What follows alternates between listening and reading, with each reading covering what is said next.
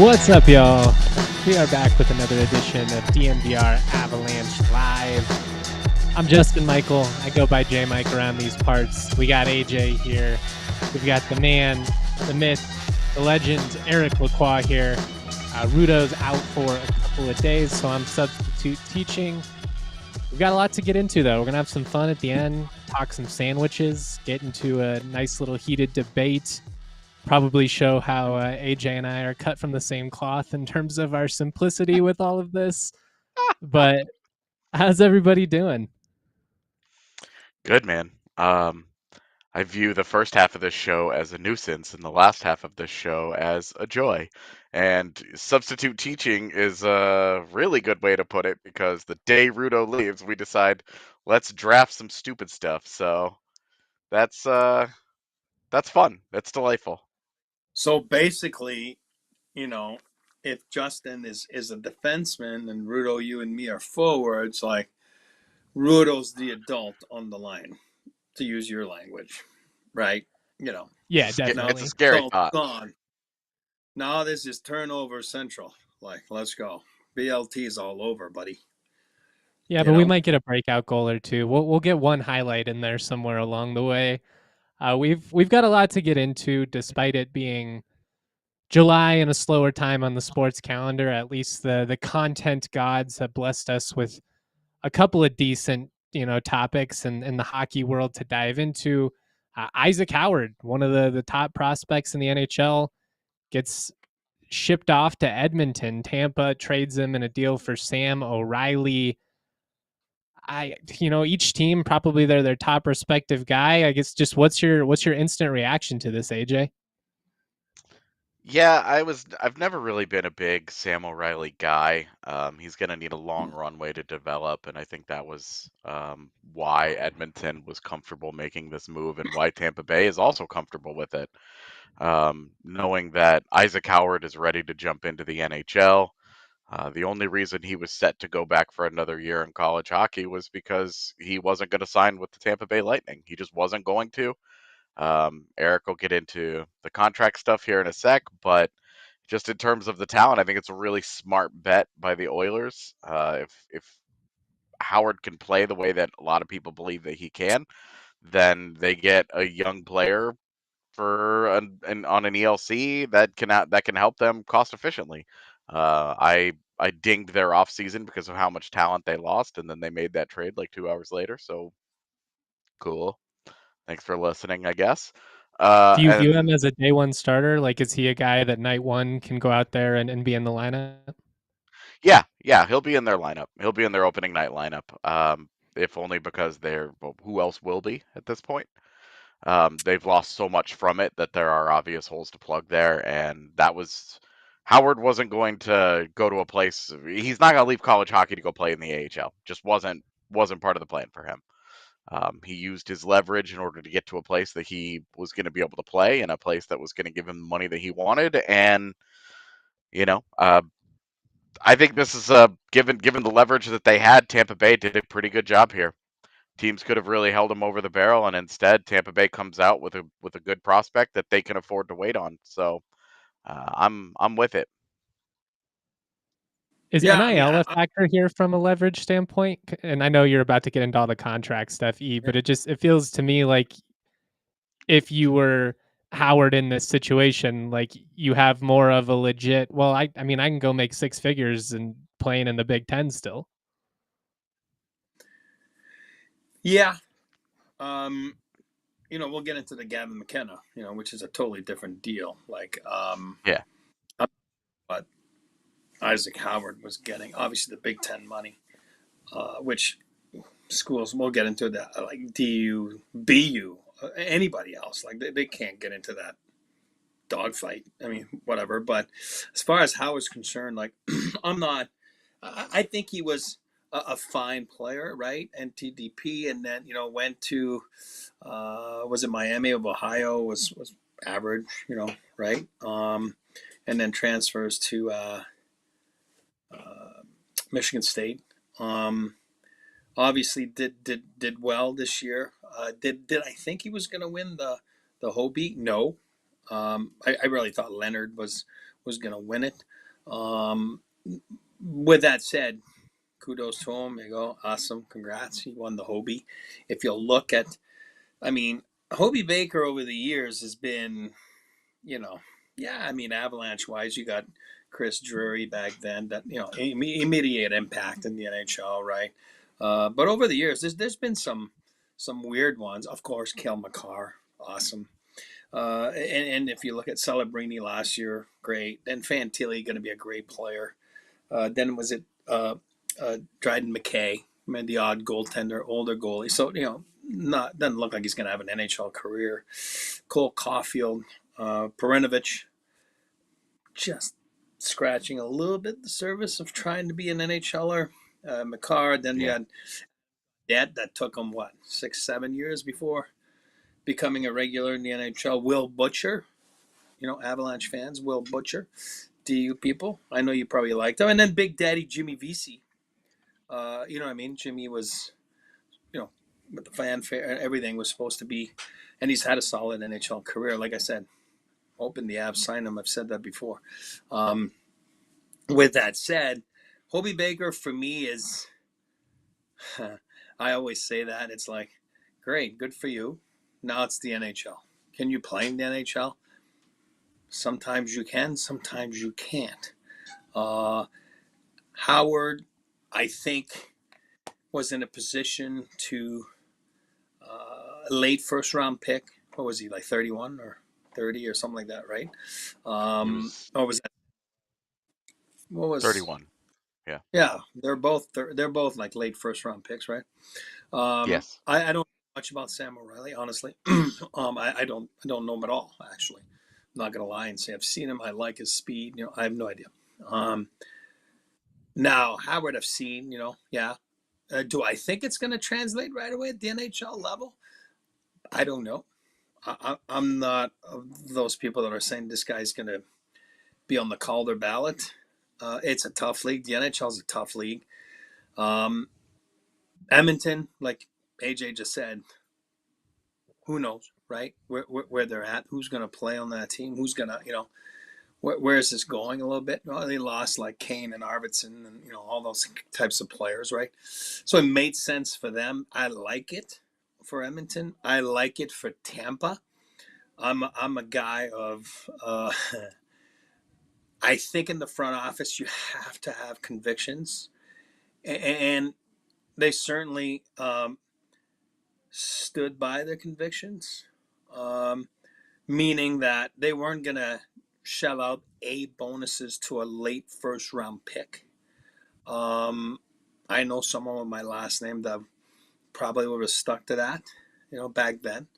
Different landslide nowadays. I get that. We were talking a little bit before, but I'll tell you one thing, it's a slippery slope, and you start doing that. And I know for a fact, like Montreal did it with Cole Hudson being a second rounder, but, they were trying to get him out of college. It was only his second year. Howard was his junior year, right? Now he was going to go back for his senior year.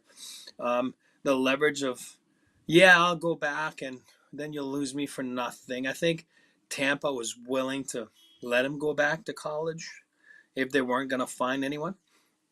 You start dishing out those A bonuses just for people to understand. A bonuses are usually given to the top, like 5 picks or whatever it is, like the Celebrinis, and you can easily make an extra couple $1 million, right? I mean, you can easily make an extra, $2 million if you were Cole Hudson, late round, second rounder. Now, as far as Tampa, they weren't willing to give it to him.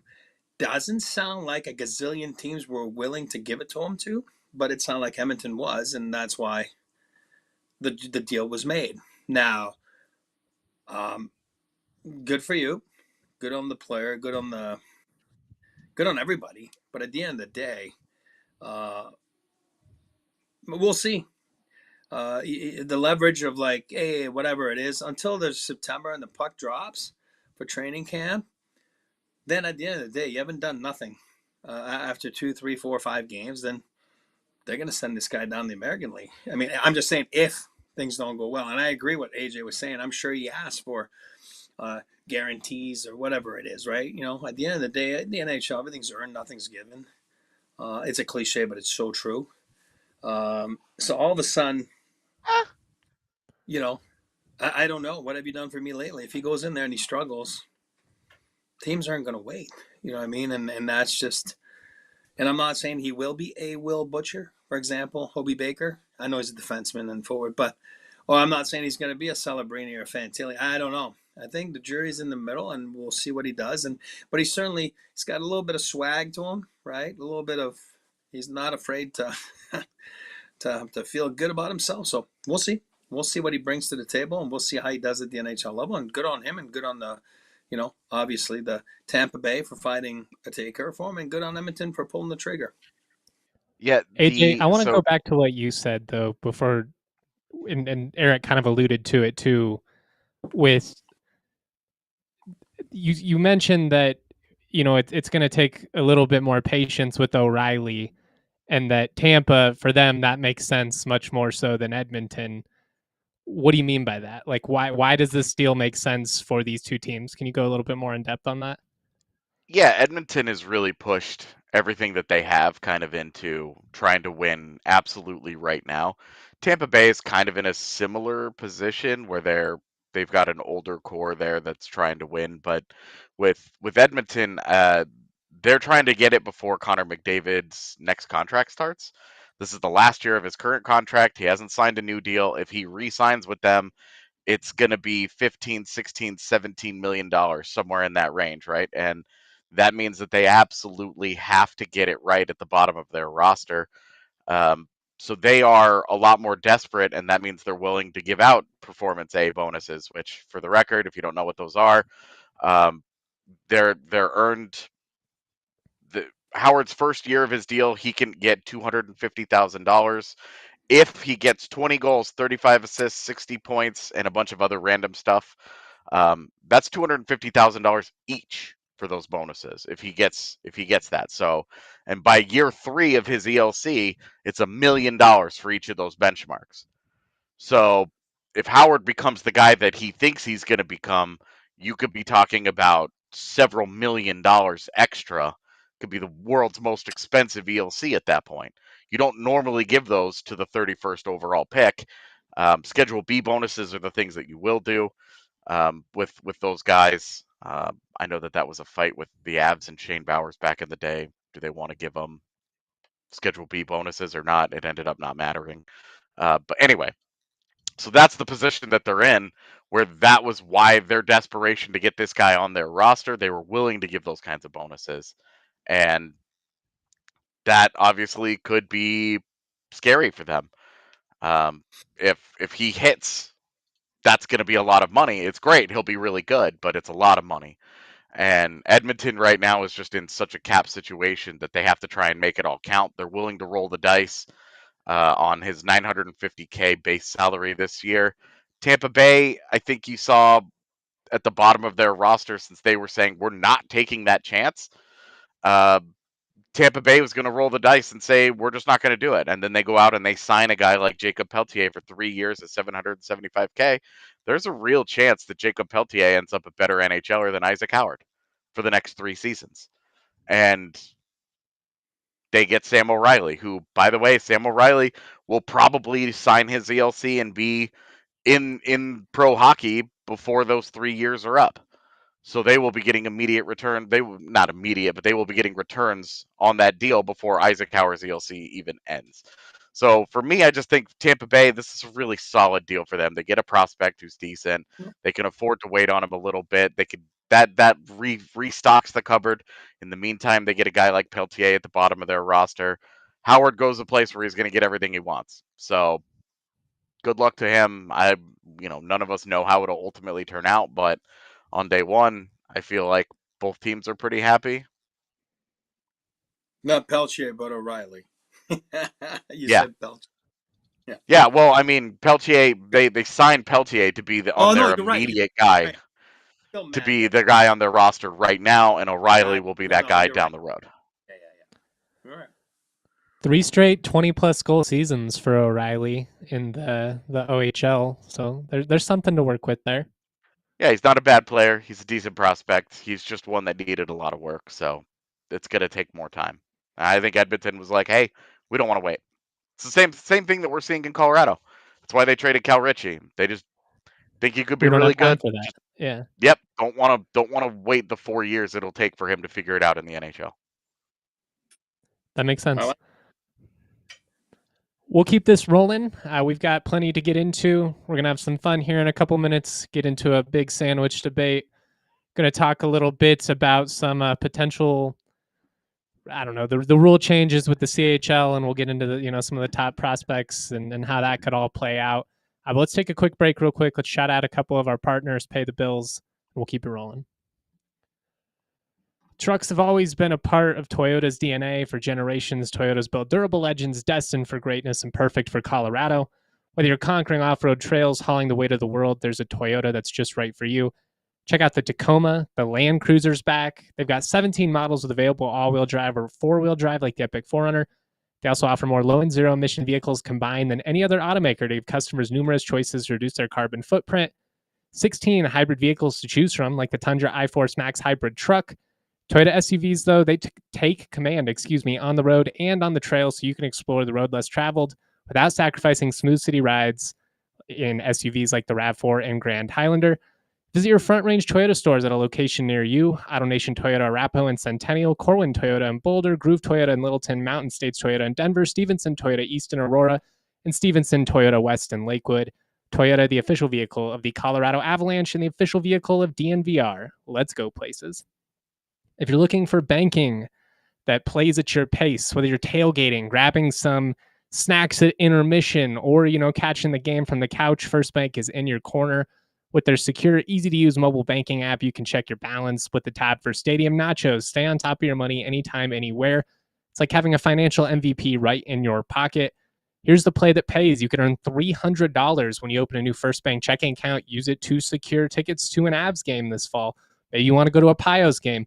Maybe you're going to come up north and check out the Eagles and their new iteration. First Bank makes managing your money feel like a win. No games, just solid tools to help you stay in control right from your phone. If you're ready to take your banking game to the next level, head to efirstbank.com/bonus. That's efirstbank.com/bonus. Certain restrictions and requirements to apply. Member FDIC. All right, fellas. Do we want to get into the Gavin McKenna stuff, or do you guys have anything else you want to talk about in this deal? Yeah, no, let's talk about Gavin McKenna, the other deals, whatever. One more thing. You got to remember, McDavid came and said at the end of the season about a possible extension, right, starting July 1st, right, for his next contract. And I think he said words that were very similar to what I'm going to say. Again, don't quote me, but if I feel that we can win here in Edmonton, then I'll sign here, right? I don't want to leave. This is where I want to go. This is what a move like yesterday kind of felt like too. You know what I mean? Like, yeah, we might not have the most prospects, right? You know what I mean? Like we might not have the most first rounders coming up and gonna burn this league. But look, we went and got a guy that's outside the NHL. Yeah, the NCAA is viewed as a very, very competitive league. I mean, it's not a pro league, but guys are older, right? This guy won the Hobey Baker as the best player. Look what we're doing. We're bringing in help. You know what I mean? We're trying to. So I think it was more like, you know what I mean, a win for Edmonton that way. They're getting a player that AJ likes, which is always important, and then getting a player that can play right away. So wasn't in your system, and you gave up a guy that you felt wasn't ready, like AJ said, like a Richie or whatever. So I think that that's important to understand from the point of view of the Edmonton Oilers. I forgot to say that earlier. That's a good point, though. Like, that's a constant battle. I'm you've talked about that element a lot of the process of roster management when you're also trying to keep elite superstar happy and give them a little bit of taste here and there. Oh, we got you a little treat, buddy. It's Dairy Queen night. We got you something. Just anything helps. I like. Yeah, it does. It does, because even at the bottom of that roster, is he going in next year? Is McDavid going in next year and looking in the locker room and going, 29-year-old David Tomashek is going to help me, or 30-year-old Curtis Lazar? Curtis Lazar, not very good in the NHL. David Tomashek, totally unproven. Or, 21-year-old Issac Howard.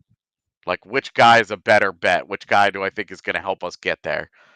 So yeah, it is a good point. It is good to keep your superstar happy and to keep him engaged, and to keep him believing that that's a place that they can win.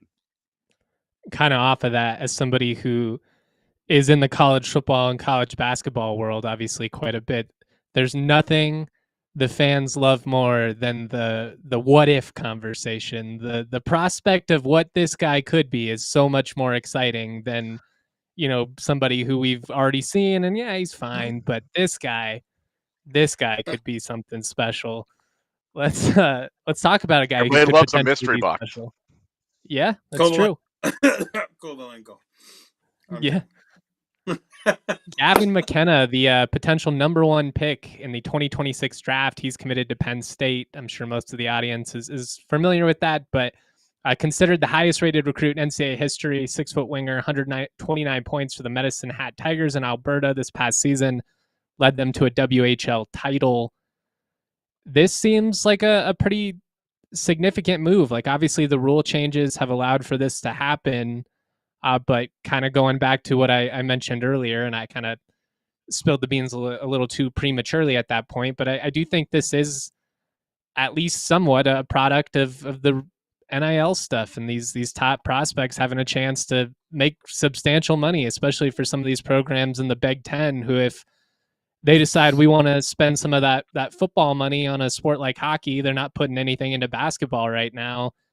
Things do get kind of interesting with how this could play out these next couple of years. I guess, just what are your guys' reactions to this? I mean, am I being overreactionary here, or is this a pretty substantial marker that the game has changed with college hockey, and they might have access to a different caliber of player moving forward? Yeah, the CHL is in trouble. There's nothing that Medicine Hat could have possibly done to come close to paying $700,000 for Gavin McKenna to stay there. And if you're Gavin McKenna, you think that you're going to have a long NHL career. Look at the salary cap, probably very lucrative NHL career, but you don't know that. And you have 700,000 reasons to go and play at Penn State right now. And yeah, is it the same caliber of program as a BU or a DU, even a Michigan at times? I mean, Michigan State last year, in part because of Issac Howard, was a top program. No, Penn State hasn't been Money on that talks, same. though, man. Just look at, like, Exactly. Texas Tech just landed the top recruit in football. Texas Tech ain't Texas. It ain't even A&M, but they got a whole lot of dudes with big money, and they're willing to spend it. Yeah, Texas Tech, arguably like the 4th or 5th best football program in the state of Texas, lands that top recruit. It's because cash. And if you're a teenage kid, I mean, you should be doing that. I don't blame any of these guys for doing that. And Chase the to see bag, that baby. money starting to spill over a little bit into the hockey world, yeah, I do think that the dynamic is going to change drastically, because, you know, Hockey East, the NCHC, they don't have the fallback of the kind of football money that a program like a Penn State or a Michigan State is going to be able to bring in on a regular basis.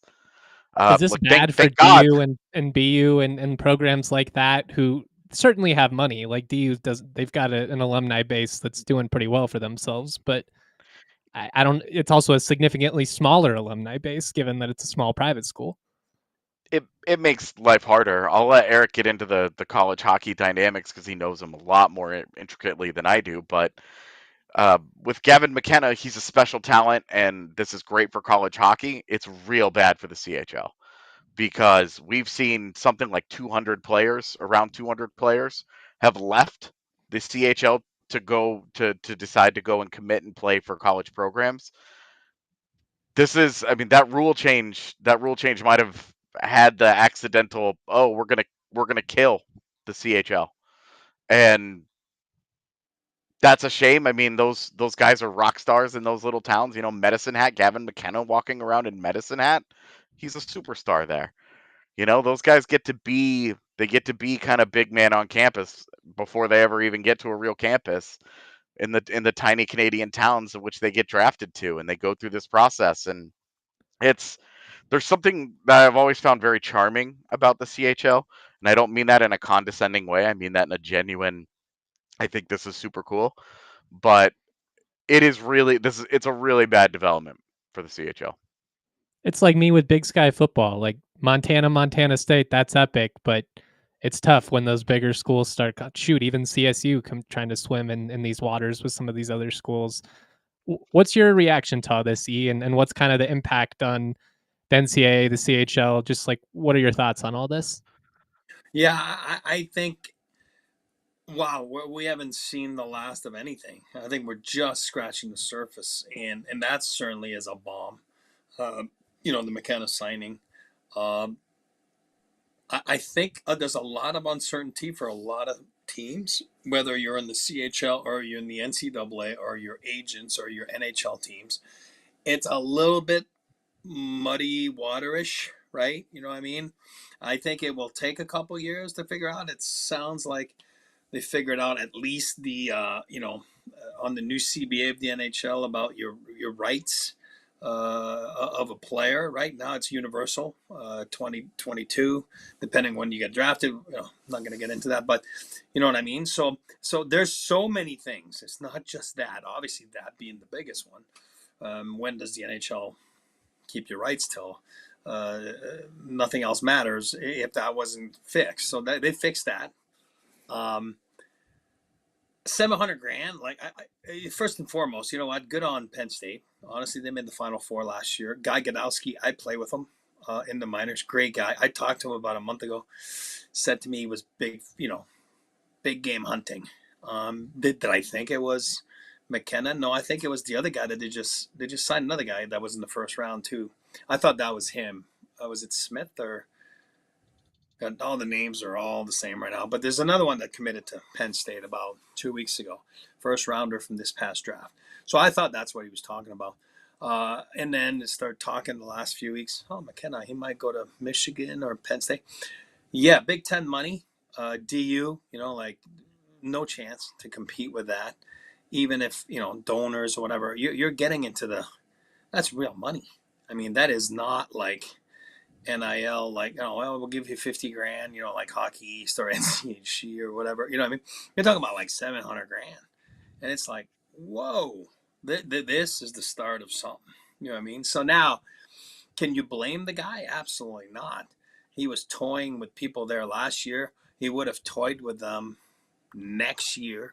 So this is a guy like Celebrini where his draft is not till the year after. Celebrini being Canadian, so goes and plays in USHL instead of playing in NTDP if he was American, right? So that's why all of a sudden, where does he play? Well, he decides to go play college hockey at BU because he's going to play in a good, league, and this is where he can develop, play against older players, and he did fantastic, as we know, winning the Hobie Baker, losing it in the Final Four to DU, and obviously in dramatic fashion there in overtime, but in the Final Four, Davis was out of his mind. That's besides the point. But all of a sudden, McKenna sees some dollar signs, sees a way to play against adults. Think of Austin Matthews. What is it, 10 years ago? Austin Matthews draft 9 years ago, whatever it was. Remember he played in Switzerland played for former Avs coach Mark Crawford. Because he's like, okay, I played my NTDP. What do I do now? Like, I scored a gazillion goals. Can I go play against men? And that's what it is. On top of that, I'll say it again. A kid that age, or 18 or 19 or 20, The NCAA schedule is the best. It's a weekend league. You play Friday, Saturday.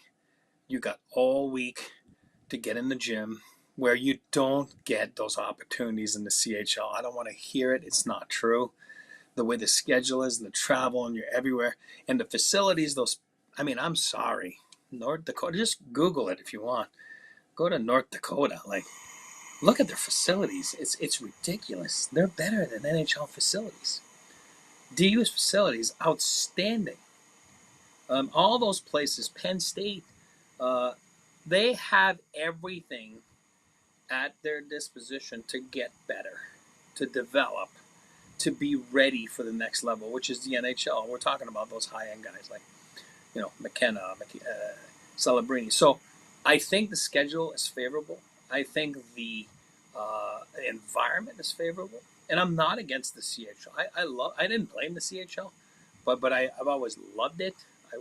There's times I wish I did back then. So, but I think right now you can compare it. So for opportunities like that, I think NCAA will come first every time.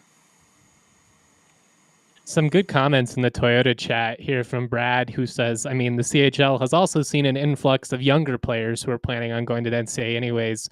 That is a good point. I mean, that's one of the things that, because of the transfer portal and NIL and all of this, like the recruiting process is constantly changing. If you're a team like CSU, guys you used to be able to get from the transfer portal, they now get big money at bigger schools, but it opens you up to like JUCO guys and more high school players that probably wouldn't have been looking your way in the first place. So these things are always going to be in flux, and I agree with you in the sense that it'll probably take a couple years and a bigger sample size until we can really gauge the true impact. But we got to shout out a couple of our other partners. We can get a couple more thoughts on this after the break, then we'll get into the sandwich draft.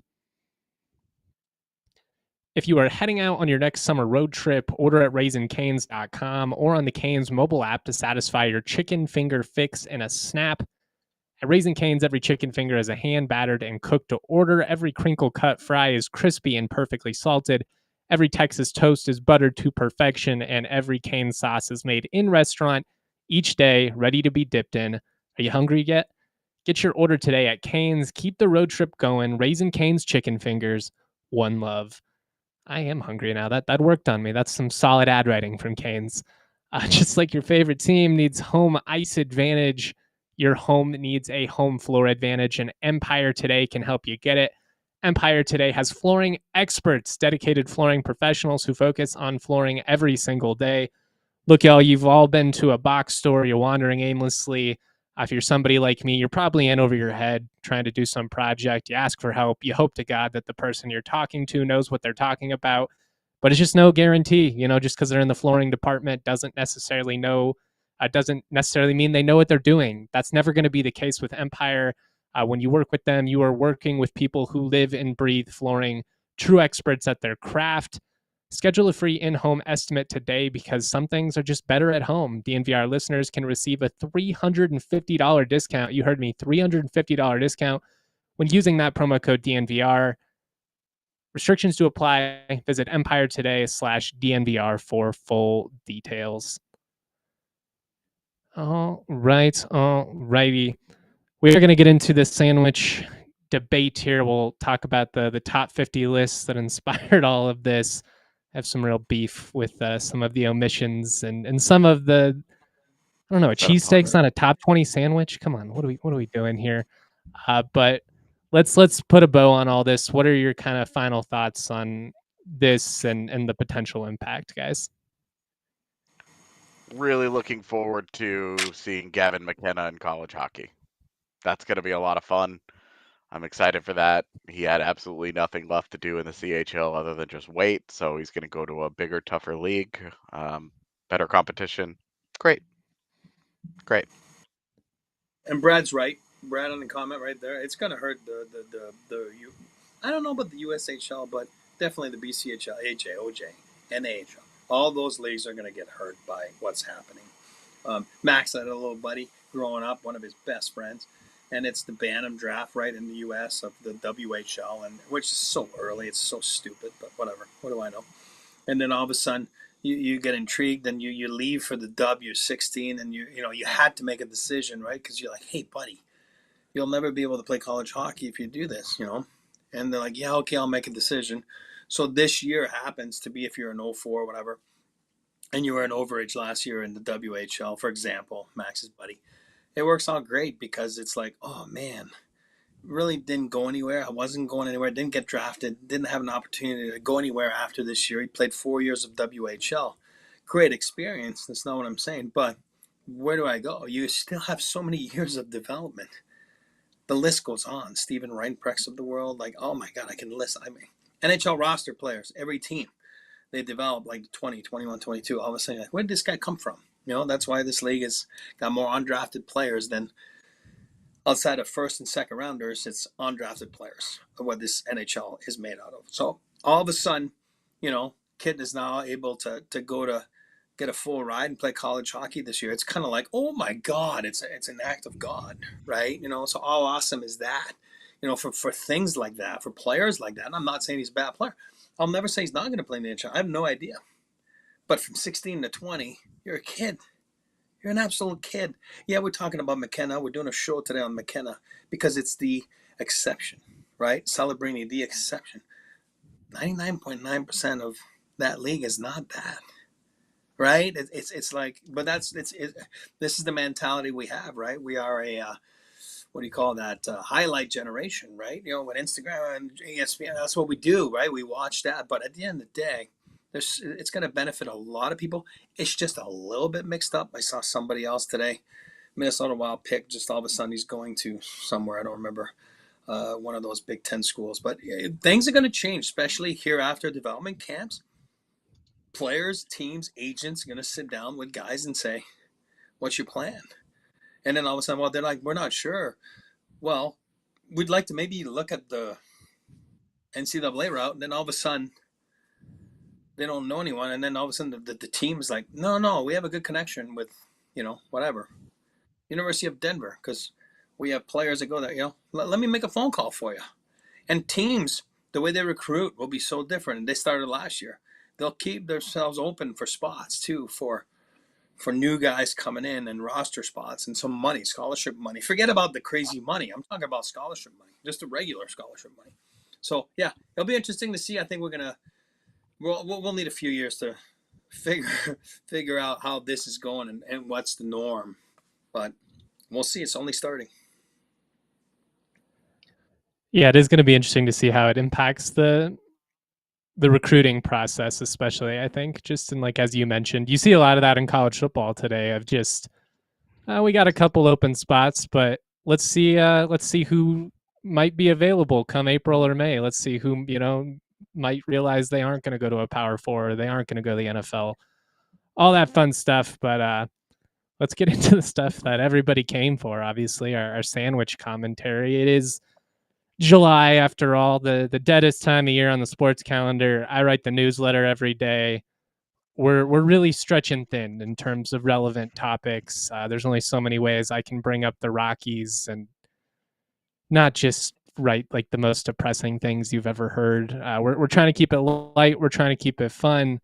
So let's have some fun. We're going to do a draft. I don't know if we're going to do a snake draft, how we're going to do this in terms of the best sandwiches. I think we're each going to pick our top 4. But this list that AJ shared, I spent far too much time thinking about it. I was offended by how low a cheesesteak was. Admittedly, I'm not very cultured, so I only know probably what like 20 of these even are. But what stood out to you about this list, and how is this decided on? Is this like a panel? Was this a vote? Do we know?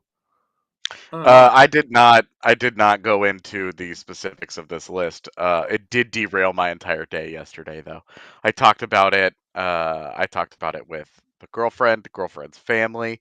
I talked about it with you guys. I talked about it in Slack. I talked about it on Discord. This list derailed my life. It was unbelievable. So I would just say one thing that really did stand out to me immediately is I'm annoyed. The methodology allows banh mi and the Before the lobster top roll. 5?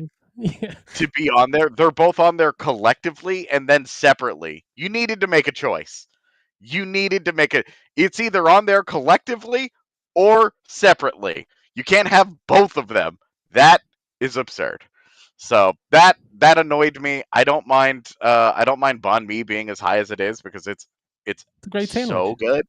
Yeah. It's so good, but it did inspire me. I'm gonna go get my first. I've never had a lobster roll. I've been living in New England for a year, and I've never done it because the girlfriend does not like seafood, so we just avoid it.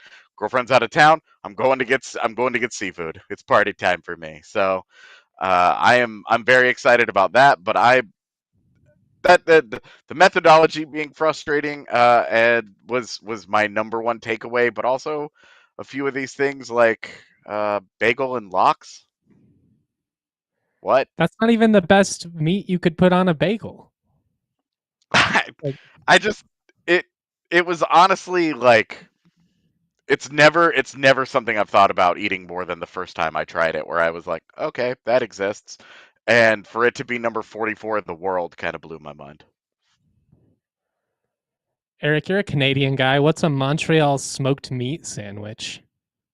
I mean, are we picking right now? Because that's very Not high yet. on my. Is That's it? very Well, what is list. it? So we don't have smoked meat in the U.S. There's a rule. There's a law for some reason that you can't bring it across the border. So whenever they tell you that, oh, they have the real like Montreal smoked meat, it's not. It's usually a pastrami or very similar to pastrami. I'm not gonna lie. It's just got a little bit of different taste. You know what I mean? Than pastrami or what's the other stuff in Reuben? Pastrami or corned beef. You know what I mean? So smoked meat sandwich. I mean, I grew up on this stuff. It's just rye bread, not toasted, a little bit of mustard, and then exactly Tiff right there. I was going to send you a picture. It's so big there. It's unbelievable. I like to add a little Swiss cheese to it. But I tell you, I miss it. I've been gone from Montreal for so long, but every time I step foot in there, it's like 100%. I'm getting a Montreal smoked meat sandwich and a poutine for sure. And, Schwartz, if anybody's on chat right now listening, like Schwartz is my favorite place in Montreal. And boy, oh boy, oh boy. Brad, you're right. They are at Costco now. Yeah, I'm not going to give it my ranking, but it's up there. I legitimately, this is not like being dramatic. I legitimately miss it. It's my childhood right there. My dad we would have eaten that every night. We had our place called Mirage. It was a restaurant there, and right by the Laval Rockets rink in the American Hockey League. It's right across the street. Oh my God. I think we ate there every night. So this is like a dinner time sandwich, though, not like a lunch or dinner. A packet for school lunch. Well, no, it's a hot sandwich. It's hot. Well, we need some clarifications. Oh yeah, it's a hot sandwich, and it's called journalism. Oh yeah, I was gonna say, Justin with the hard-hitting investigative sandwich journalism here on this pod right now. This is getting deeper than I expected. It's got to be good if it's coming in ahead of Texas brisket and the cheesesteak, which I'm not doubting it. I'm ignorant to what many of these sandwiches are. There's some good ones though. Donner's on there. I gotta admit the Reuben has always been a little overrated to me. The Reuben and the Cubano, take or leave it. I don't do pickles, so the Cubano's a miss for me. Yeah, I if you take them off, great. But the Reuben, I was telling Tiff before we went live that you being on the show today and not Rudo meant that the Reuben was probably not going to get picked or would be way down there. If Rudo was on the show, it would have been way up there. First round pick. Yeah, would have been way up there. My man's loves a Reuben. Mm-hmm. I don't blame him. I'm picky. Eric, I guess let's get it started. You can go first. I'll go third. We can do a snake draft. No. We've already got the image set up. Oh, here we go. Eric can go first. Eric can go first. And we'll snake it. We'll go Eric, J, Mike, and then me. No. All right, with the top pick. Right over. You got the top pick. Go ahead.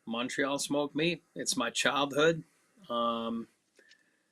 Guys, I miss it. Oh my God. It's so tender, juicy. And like I said, you have to add a slice of Swiss cheese.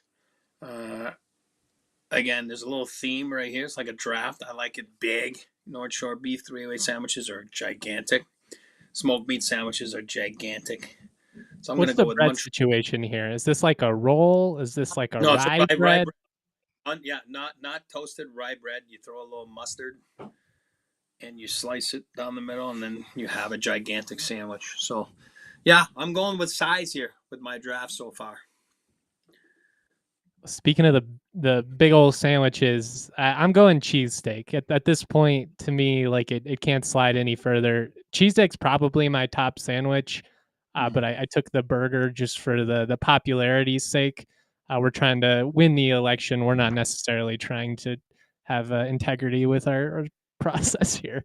But I mean, a cheesesteak, like to me, that's the top, like American sandwich that we have contributed. Like a PB&J is one thing, but I don't know where that actually originates. Cheesesteak, I'm taking claim. That's ours. They're good. I'll take a little sidebar note, about food.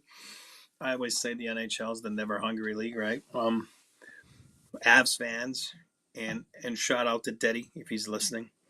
Adam Deadmarsh. We weren't good for each other. Food wise, when we were playing, because we would just weigh in overweight the next day, and then when we worked in the front office together, he was coaching, assistant coach with the Avs and me, and which is even worse now because we weren't players. Not good. Making pit stops in Chicago, and you got to go and get a deep dish, and now you're in Philly. It's like, oh my God, the Philly cheesesteaks, and so Deddy and I were not good for each other. But boy, oh boy, did we have fun together eating those places. It was awesome, and Philly cheesesteak was a staple of ours. I'm sorry, Brad in the Toyota chat, who says it's a Philly cheesesteak, not an American cheesesteak. Is Philly not in America? I'm not great at geography, but I'm pretty sure Philly is in the U.S. I'm just kidding. Well, for now. Yeah. Philly you don't cheesesteak. seem as stoked about it, AJ. You seem skeptical of the cheesesteak selection. Maybe had a fourth round grade on it. Never been a big cheesesteak guy. They're way lower on my sandwich list. It's like, what is I'll it? have Too the gluttonous? occasional.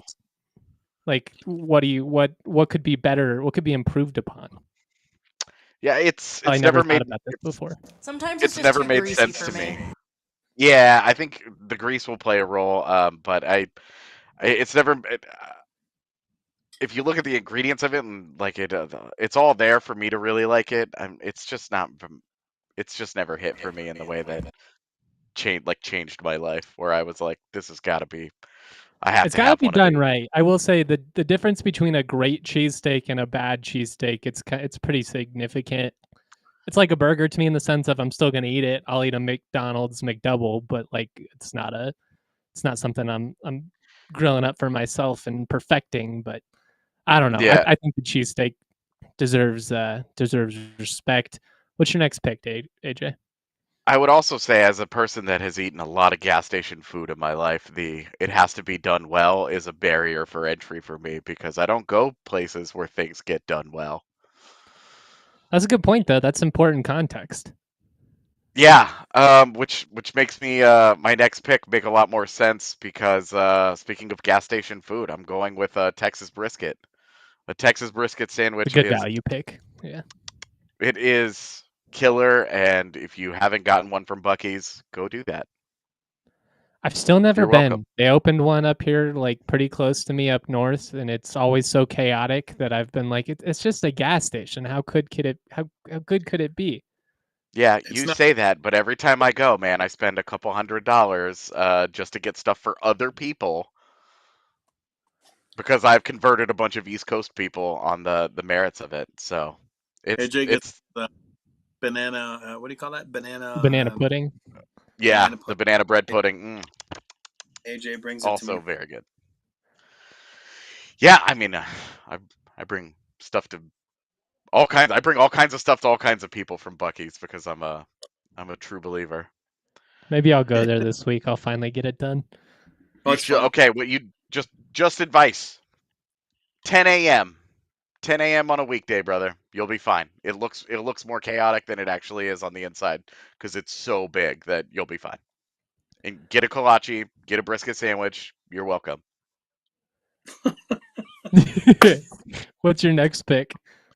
My next pick is a something that has been recently introduced in my life, but I'm going with the fluffernutter. So good. You stole it. So good. Give me I've never had that, one of those. I know what it is, but it lives up to the hype as well. It's like Buc-ee's. I apparently did it wrong when I first made it because I was living in Colorado at the time and I just got like the marshmallow cream or whatever from like the Jif like marshmallow like fluff stuff. There out here there's apparently just something that's called like cream and you get the big container of that and oh man, it's so much better. It elevates it. It's so much better. You The toast the marshmallow bread cream first, and the or peanut we going butter. cold bread? No. You got to toast it. You want it melty. That's what I figured. It's a disaster to eat, especially if you have a beard. You need to be very thorough in the cleaning afterwards. But I tell you, it's totally worth it. It's a chaotic mess. I am going to keep it rolling here. I'm a big buffalo chicken sandwich guy. It Alright. always delivers. It's predictable. Get a nice little fried chicken. It doesn't have to have too much to it. It always delivers. So I'm keeping it simple, going with just a buffalo chicken sandwich. I'm a ranch guy, not a blue cheese guy though. I don't know if that changes the evaluation, but especially like Chili's and all those chain restaurants and stuff, like you can't mess it up. And ironically, what's funny about this, So good. you being a CSU diehard fan, right? Well, Chef Rob does a killer one at the DNVR bar, and it's called the Ralphie. So whatever. I'm just saying. know. I want to rub it into. I just want to. It's really good. It is really good. A little bit.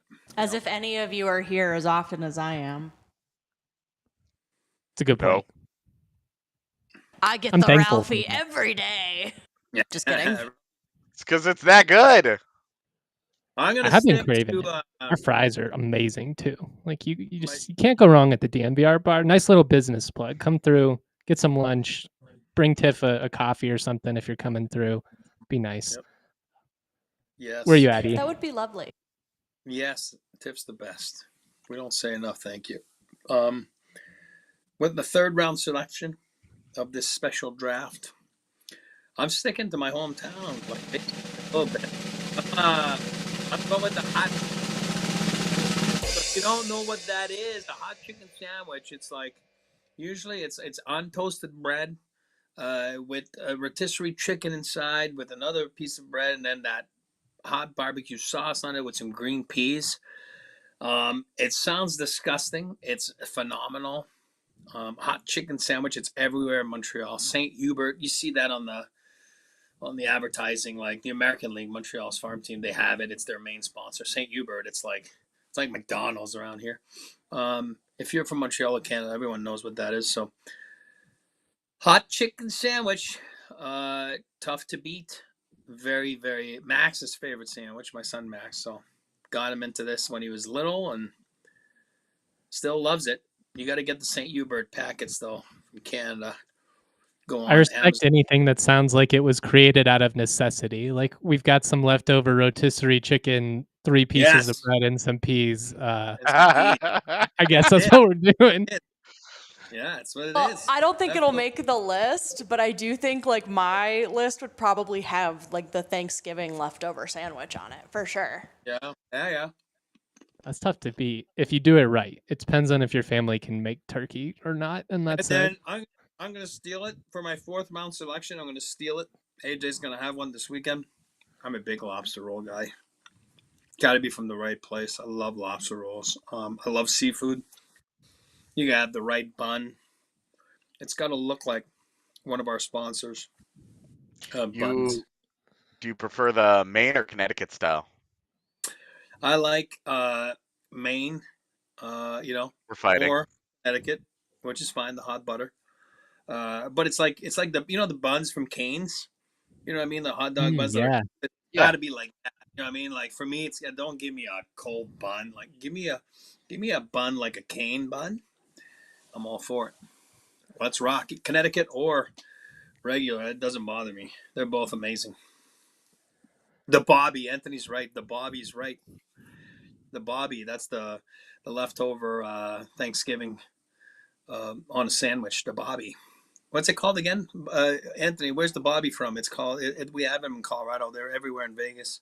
Sandwich shop. But anyway, he's right. It's called the Bobby. There's some good value picks still on the table here. Yeah. I think I gotta go PB&J just because it's gotta make the list. Like you can't do a top sandwich list and not include the peanut butter and jelly. I love Uncrustables, which are just like processed garbage, but I could eat like 15 of them. But if you do like a good PB&J, like some decent high caliber bread, step it up a little bit from like the $2 loaf. You get yourself some sourdough bread, some good peanut butter and jelly. I'm a grape jelly kind of guy. There's a lot of strawberry folks out there. But the PB&J is the most consistent thing in my life, in my 30 years on this planet. It's never done me wrong and it never will. Can't go wrong with that. I had a PB&J with strawberry jelly like 90 minutes ago. Probably instantly improved your day. Food. Yeah. And Anthony said it, Capriati's. He's right. That's a good place. Capriati's, that's right, yeah. It's an unbelievable sandwich there. And then they have great cheesesteaks too. So FYI. All right. For my last pick, am I allowed to just choose breakfast sandwiches? As in like in general? Oh, I guess. Well, that there's so much variance in that, but it's the last pick. What are we gonna do? There's no commitment here. It's just like because you do it a biscuit, like sausage, egg, and cheese on a biscuit, man. Like, oh my god, like a Southern biscuit. Come on. So I'm just gonna go for simplification purposes. I want to just say breakfast sandwich, because what is your go-to though? And cheese. Sausage, bacon. That's it. No, that's it. It's sausage, egg, and cheese on a biscuit, on a Southern biscuit. That's my go-to. That's my jam. I will say you also posted the list of the top breakfasts, and I would take a McDonald's Egg McMuffin over basically everything on that list. So any day, I love them. That list was so bad. I was like, I'm not even gonna get mad about it. Pancakes isn't on it. This is invalid. Brad says if cheeseburgers are allowed, breakfast Sammys are allowed. I think that's fair. I think that's fair reign. It's probably the pick of the draft. They get that at 16. That's Nikola Jokic in the second round. I'd like to invite the training camp for me from this list. I'd like to have a training camp invite to the chicken cutlet sandwich. I'd like to invite him to training camp. I didn't draft him. We thought this would be hard to get this many sandwiches, but I think we could have gone multiple more rounds. I mean, French dip still on the table, club sandwich still on the table. French dip. I had my next pick was going to be po' boy if you guys didn't give me breakfast sandwich. So yeah, maybe we should have done the 15 after all. Tiff was right. We should never second guess Tiff on anything ever again. Don't second guess the producer. Yeah. All right, shout out to everybody for rocking with us. It's been a fun episode. Obviously a little bit silly, but it's July 10th, and until the Avs decide they want to do something here in free agency, there's just there's not that much to talk about. We'll be back tomorrow at noon, talking who knows what. Maybe we'll rank burritos. I mean, we've got infinite possibilities at this point. But shout out to everybody. Shout out to Tiff. Thank you for supporting our content. Tune in tomorrow, DNVR Avalanche podcast. Much love, y'all. Later. We all silly like the mayor.